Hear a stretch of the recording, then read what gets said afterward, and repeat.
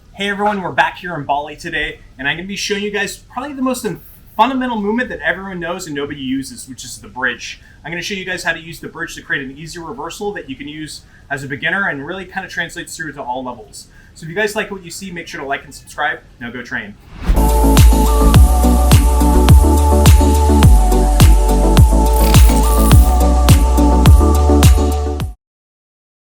Alright, so we're looking at escapes, and one of the most fundamental movements you learn to help you escape is a bridge, okay? And oftentimes, like, you're going to learn bridge in class. It's usually like your teammate shows you, or it's something you kind of learn off to the side, but it's never really something you guys drill in class or practice in class. I'm going to talk about just the bridge as a solo movement real quick, and then we'll put it into context real quick with the technique.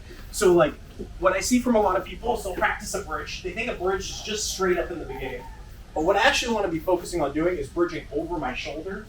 And with that bridge, I'm going to turn over and come up to my feet. Now watch how I keep one foot connected to the mat as I do that bridge. And I come all the way up to my knees. Okay, this is how you use a strong bridge in wrestling. This is how you use a strong bridge for jiu-jitsu.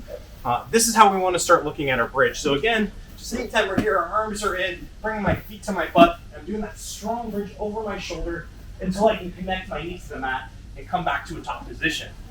Now, you might ask yourself, where do I use this in jiu-jitsu? So if I'm here with Aaron, and Aaron's pinning me down, especially as a beginner, like this is usually where I start recognizing my first positions, which is side control. Okay, when Aaron pins me down in side control, what I need to be mindful of is his head positioning and how he's distributing his body weight. Okay, if I want to use a bridge to get Aaron over here, his body weight positioning is going to be really important. And like Aaron's a good blue belt, he knows to keep his weight back on his hips, and he's keeping his head or his chest slightly behind the center line of my chest. Meaning, if I try any sort of bridging here, he's in base where it's going to be difficult for me to knock him over. Now, what I'm going to look to do is create a situation where Aaron's weight drives off his hips and his head goes past that center line. Now from here, look, it's very easy for me to block his post with my left arm, bring my feet in and do that same wrestling bridge to roll him over and start coming on to top position myself. Now, how are we going to create this situation? I'm going to create this reaction by walking my hips away from Aaron. The more I walk my hips away, the more Aaron's going to have to follow and bring his knees back in to connect to my hips.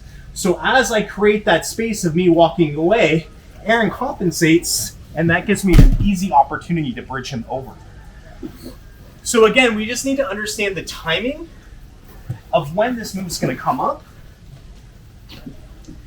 and how we can use this in a roll to set this up. So again, if I walk away, Aaron's following me. I'm just keeping that connection with my feet on the mat and using that bridging position to come over. Now, this is especially important if the person you're trying this on is bigger than you. Let me use you real quick in the mas. So watch, like, I'm easily 60, 70 pounds heavier than Indamas.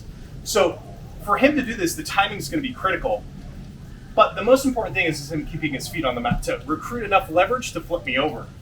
So again, if I'm here and Indamas walks away, he needs to make sure he keeps that good connection on the mat so it doesn't feel too heavy, right? Like if we go back real quick, just so you guys can see the size difference. If Indamas walks away and disconnects his feet, so walk this way. Now bring your feet off the ground. Now try to bridge me over. Go.